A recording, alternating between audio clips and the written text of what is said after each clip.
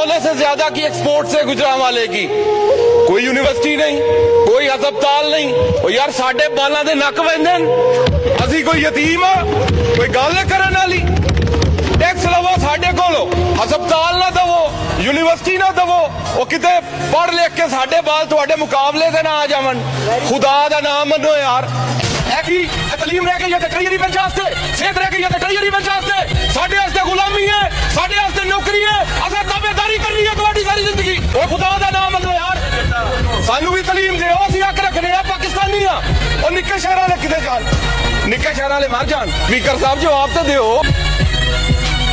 Wind up करें। सानू पाकिस्तान से बाहर कड्डो, टाइम ही नहीं देंदे। स्पीकर साहब 6 मिनट होए ने, खुदा दा नाम मनो 10 मिनट ते पूरे करन दिओ। उर्दू में बोले, मैं कासिर हूँ या उर्दू की करिए भाईजान, जेडी जिहदे नाल लोकां मैनूं इलैक्ट कीता उन्हां नूं तो कोई समझ आ वाइंड अप करें।